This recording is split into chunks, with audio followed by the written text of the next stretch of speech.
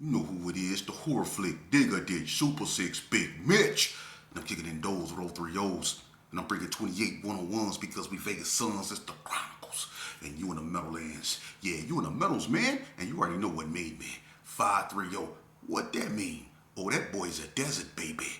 Shit. Boom. Oh yeah. Hope a dub scrub, 22-inch gold Dana things. Look at it, man. And I can never sit on McLean's. You already know. Welcome to Vegas Chronicles with the whole Super 6, Mr. Dicker.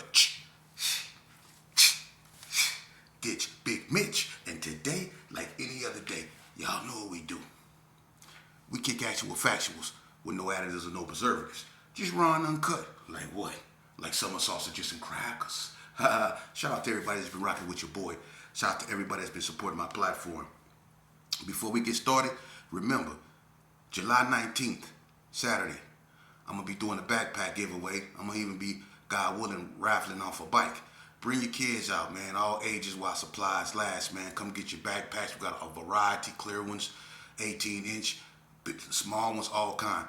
Come on out, man, and get your backpack. Now, understand, Doolittle, they doing one themselves on the 26th. So the more the merrier. Mine gonna be on the 19th.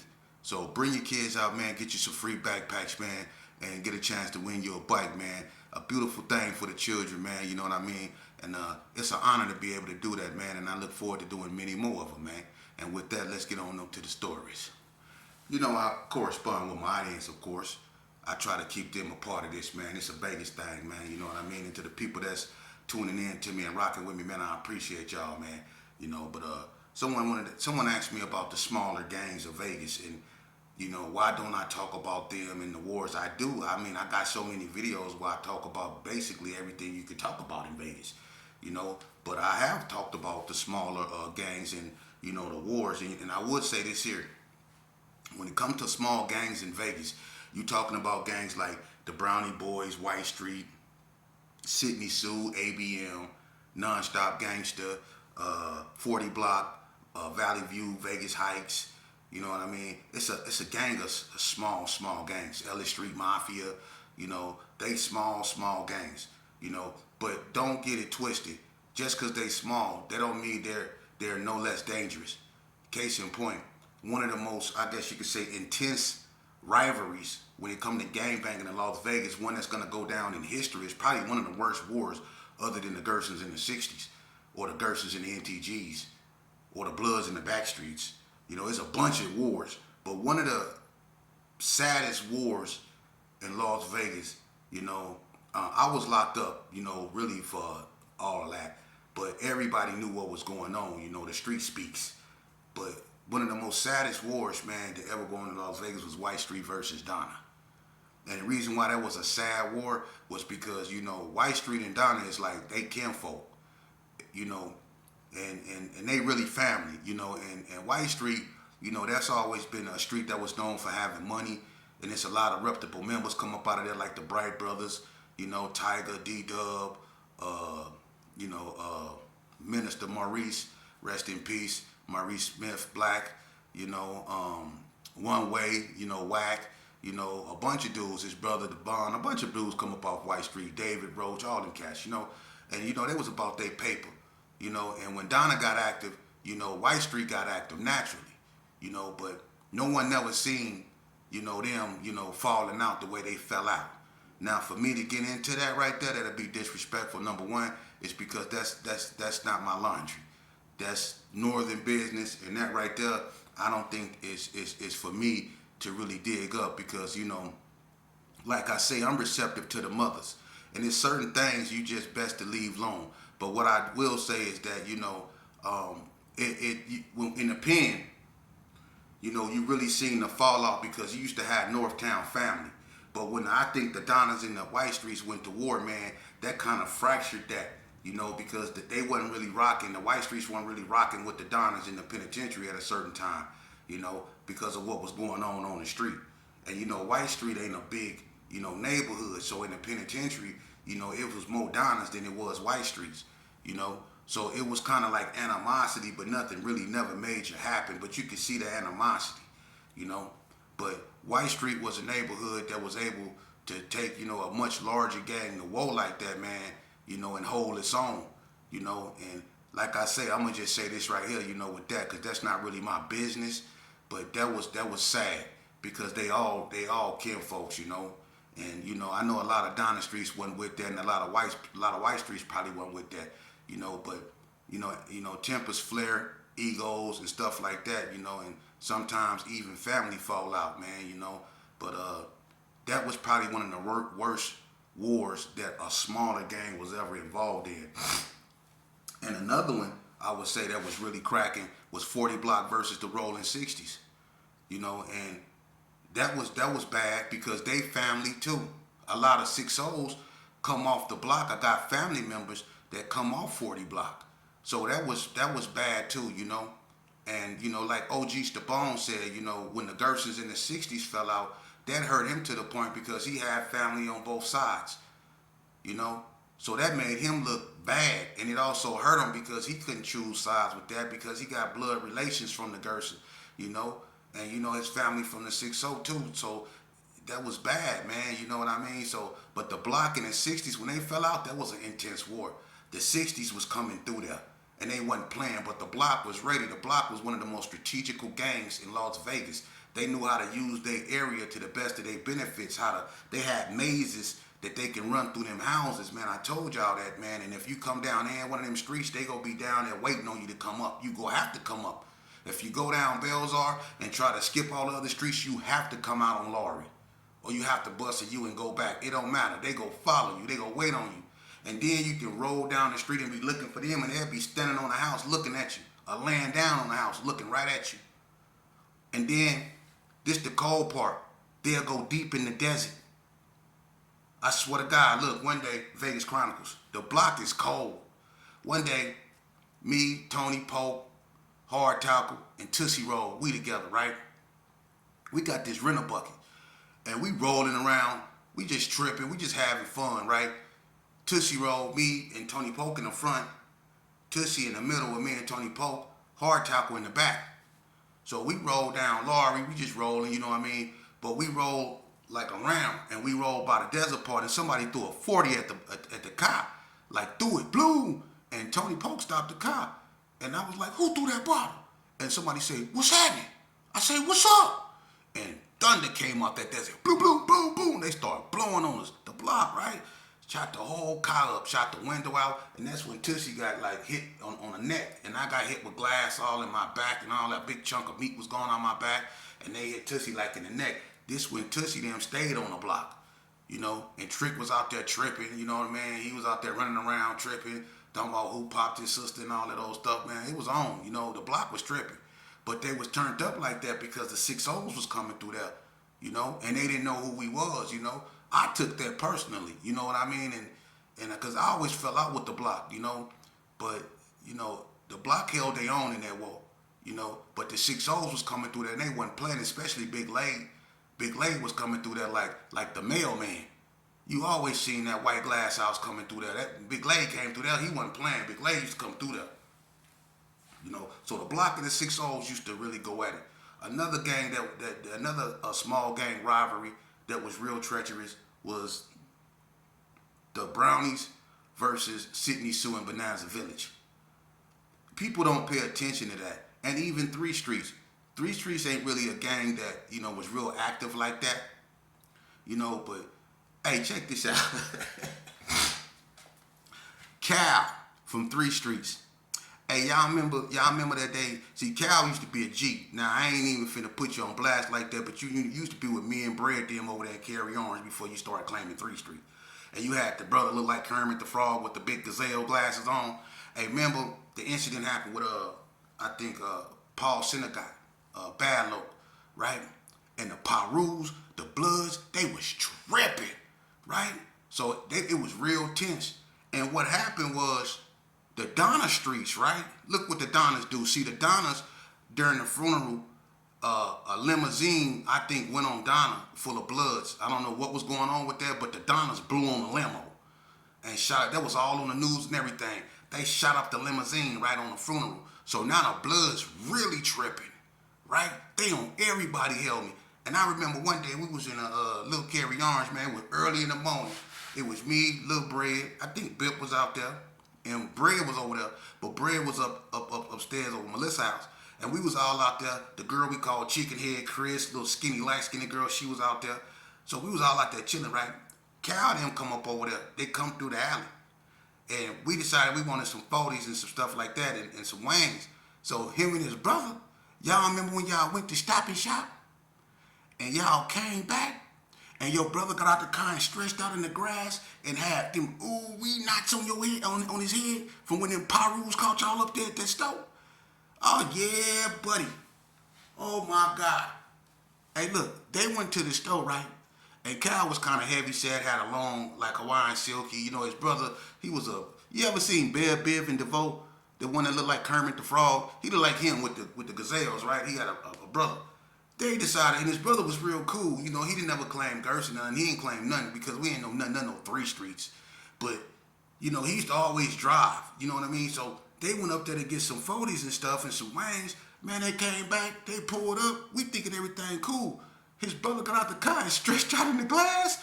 Them gazelles, they was barely holding on. He stretched out in the, man, I'm talking about he had ooh-wee knots on his head, man. I'm talking about they put plums on his head, right? He stretched out in the grass. I was laughing, right? So Cal got out the car. His curl pulled all out his head, and that, man, they was whooped out up in that car. They was whooped out up in that car. I was like, wow, them Parus wasn't playing. But I just wanted to throw that up in there because I thought about 3 Streets. They really not known for nothing else. You know what I mean? But the Brownies versus Sydney Sue and Bonanza Village was a Cold War too. That was a Cold War. You know. But the small gangs in Vegas, you had the ABMs and the non-stops, that was a cold beef. The ABMs is not a big gang, but I'm gonna tell you something. Between the ABMs, the 40 blocks, Valley View when they was active, you know, Delmonico is not a real big gang, but it's not a small gang neither. You know? So I'm not gonna say Del, because I don't look at Delmonico as being a small gang. Delmonico ain't no small gang. But gangs like Valley View wasn't never really big like that. When they had when they was War Babies, they was kind of big, but Valley View never been a real big gang. Neither has Vegas Heights, you know. But when it comes to gangs that put in work, you have to go number one. I'm not gonna say White Street number one because White Street really got into it with Donna and the Coast. They really fell out with them. That's where their reputation really come from. You know, the wars with the Donna Streets and the wars with the West Coast Bloods. But when it comes to just overall violence, you have to go ABM first. Because that's an old original Northtown Vegas gang that's been out since the late 80s. But they was treacherous. And to coexist alongside of Donna, you had to be hard. So you had the ABM's number one when it comes to putting in that work. This is just my opinion too. Then I'm gonna go second. I'm gonna go 40 block. Cause 40 block, no matter who they was into it with, and then you know the G's ride with the block naturally, they family. But the block don't need nobody to ride with them, cause the block held their own. Even when the G's wasn't really active, when the police clamped down on the Gerson, it was 86 and everybody. The block is the one that picked up the slack and had it cracking. 40 block, they the ones that knew how to turn the light off on Comstock. They kept it cracking over there. So the block number two, when it comes to just putting in that work, I go ABM, I go 40 block second. Third, when it comes to smaller gangs, I'll say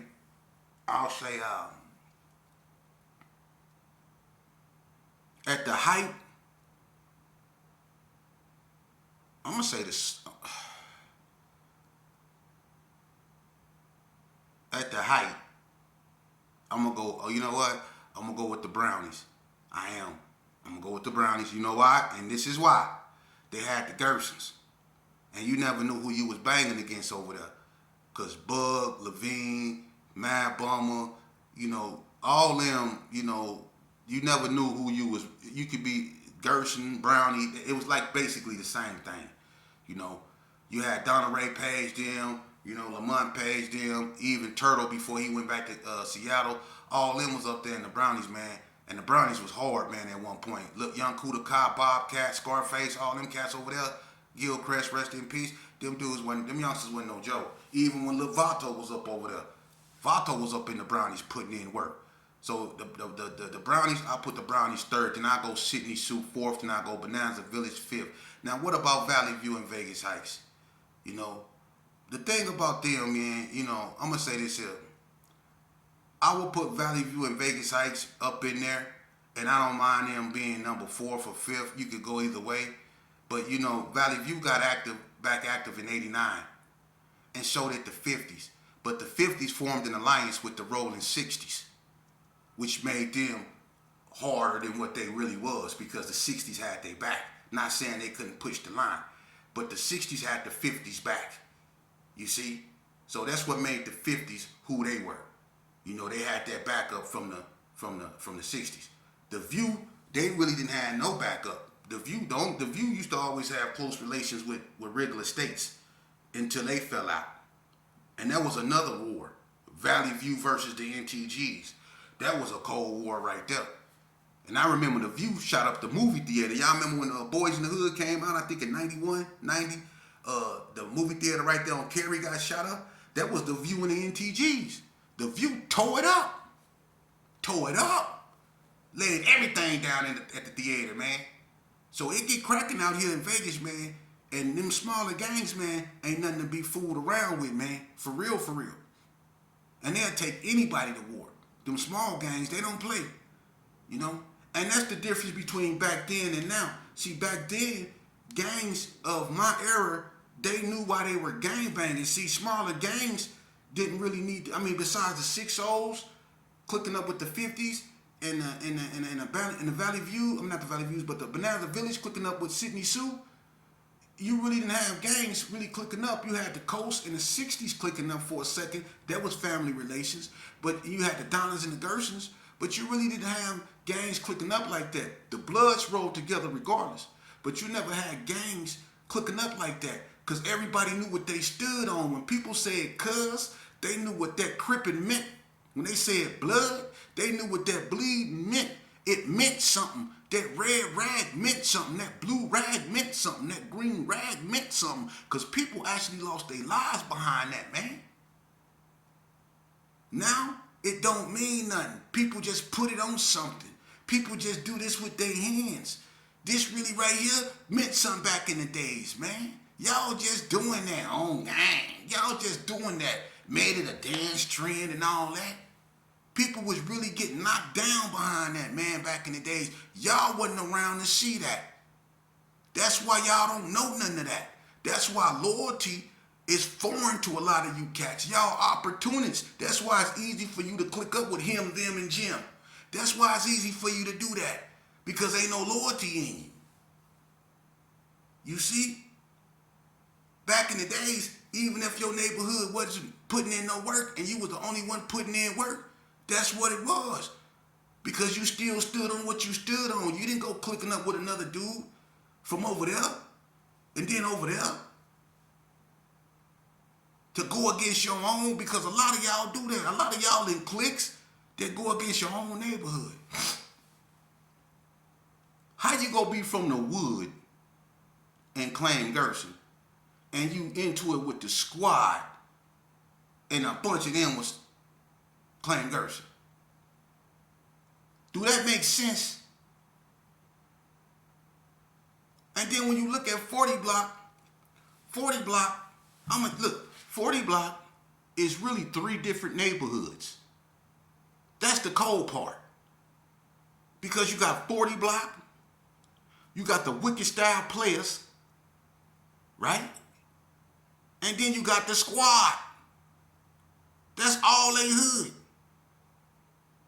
Not including the Laurie Street Hustlers or the Pound Boys. Y'all remember them? 40 block been about 4 or 5 different neighborhoods in one. Wicked style players, it's been their hood for a long time. That's been the squad hood. And it's originally 40 block. But then you had Laurie Street Hustlers and then you had the Pound Boys. Then in Vegas Heights, you got the 50s, but then you got the Wood. You see? And that's not different. I mean, that's not the same as a whack. Because people try to put the whack as a clique. The whack is not a clique. The whack is like the Donna Streets or the Gersons. Like how you had the GQs and then the Donna Streets came out. That's what the whacks are. They're their own entity. They're not a clique. They're a younger generation that's from the Gerson. The whacks came out the Gerson. I was right there when they formed. So they not a clique. They really the last generation of authentic Gersons. That's the last of them, the wax. After the wax, everything clicked off into everything else. You know, the structure broke down. The big homies was strung out on that water, on that powwow. They strung out on backstabbing. They strung out on doing this. You see? Then you go to the penitentiary and you really start to see it. Everything start unraveling. Dudes start getting into it with each other in the penitentiary and it spilled over into the streets. Homies, dudes that's enemies, all that, man. You see, that's how everything went bad. But when it comes to small gangs, to get back on track, when it comes to small gangs, yeah, you got a lot of small ones out here, man. But, you know, a lot of them are dangerous. Don't think just because they're small, they're not lethal. You know? And I want to touch on this, man, and I want to close it out because I talked about snitching last time. And I just want to say this right here, man. Y'all, you know, these platforms, you know, that cater to this bull crap, man. I hope y'all realize, man, that listen on me, y'all so caught up into, oh, such and such been summoned for a DP. Oh, boy threatened such and such. We disrespect each other to the point now, man, to where the internet is just, it's garbage, man. For real. And these youngsters right here, they come on and they see this right here, and they see people like me trying to talk to them and speak positive, but then they go to another channel, and then they see all that other bull crap, man.